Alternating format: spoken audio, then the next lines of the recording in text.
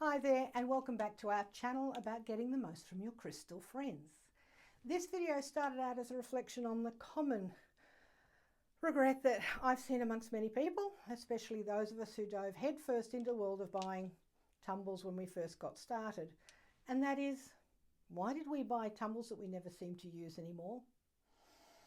But as I kept writing, it evolved into something broader. So now I'm excited to share with you the 9 mistakes people make when buying crystal tumbles.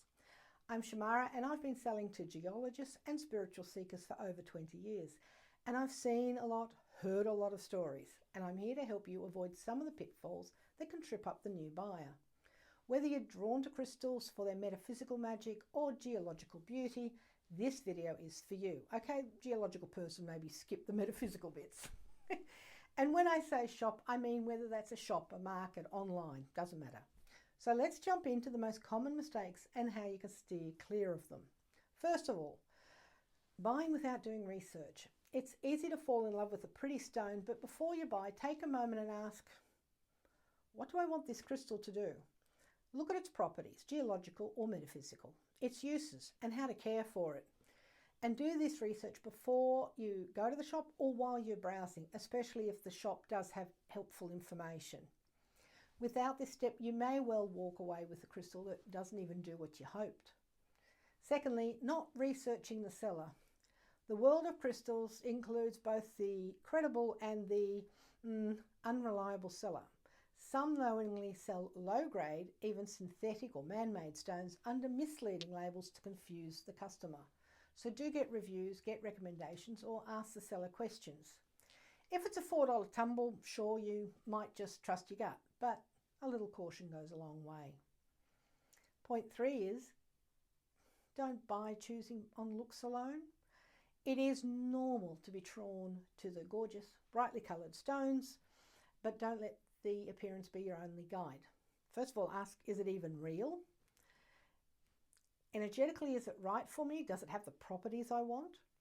And the fourth point I want to talk about is falling for misleading labels, and this one is tricky and it's getting actually worse because even experienced buyers like me are getting caught.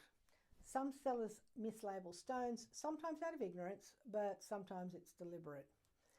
If the shop has a lot of incorrectly named stones and they've been in the game for a while, red flag, leave. Especially watch out for the synthetic, the dyed, and even reconstituted stones. That's one that catches me. They get marketed as real. If you see a label like smelt crystal, this is actually a seller being honest, telling you that it's man-made. If the energy feels off, if the geological properties feel wrong, this could be why. For my fifth point, let's talk about overpaying. Tumbles can be affordable and they're certainly still worth checking the prices. Larger ones, rarer ones certainly will be more expensive. And some questions to ask is, first of all, is it even the natural colour? Was it dyed or altered? And was this $3 stone the same size as the $7 one? Look, sometimes shops have to charge more. They are in a more expensive country. They are offering value-added services and freebies. They're in an expensive location like in the city. But there are some that inflate prices because you are their captive audience. And I learned this from customers who had bought previously at one particular crystal seller who's now no longer in business. But hotels, of course, can be trip zones and unfortunately Chinese healing centres. The sixth point is about letting excitement drive the purchase. We've all done it, bought something just because it looked cool, felt exciting in the moment. But really, is it even on your research list? Is it really what's actually important for you? So be careful of trends and recommendations from friends and, yes, celebrities. They're fun, but make sure it still is what you need. Point 7 is about buying in bulk, well, just because it's cheaper. And it is tempting to buy that buy 10 for the price of 5 deal, but do you really need them? Unless you have a specific purpose, you're gridding, you're gifting to multiple people, you're putting them in an art project, it's just going to be more stones piling up. My 8th point is about you're forgetting the bigger picture. Should you even be buying this as a tumble at all? And that was, of course, the original seed of the video. Valid reasons that you do need to buy tumbles is, well, you're just getting started and you want to test a few stones affordably. Is it your thing or not? You love wearing them in your pocket. You're going to hang them in a basket around your neck. Very inexpensive way to have loads of different crystal pendants. Sometimes the crystal only comes in pendant form, or it really is literally only affordable in tumble form. And as I also said, tumbles are actually the right thing for the meditation class, for the gridding, and for an art project. But if you're buying it because, hey, I can get loads of crystals for not very much, you're the person who really needs to think twice, because they're small, they have small energy, and you're likely just to put them in a drawer because they're not even interesting to look at.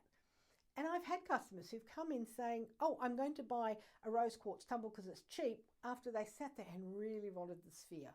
Yeah, they came back 6 months later saying the tumble was useless, can they buy that sphere now?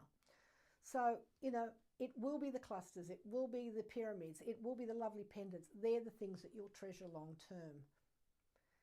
So to wrap up, let's look at again what you need to do when you're buying. Compare prices, check quality, check the seller, check the labels, ensure that it's what you need, it's your intention, it's not the impulse. And really thinking about, is a tumble my long-term benefit? Maybe it is that bracelet. So thanks so much for watching. If this helped you, please subscribe for more crystal tips and metaphysical insights. Make a comment about your experiences, share it, and subscribing all helps the algorithm. And really, really, really enjoy your time with your crystal friends. Namaste.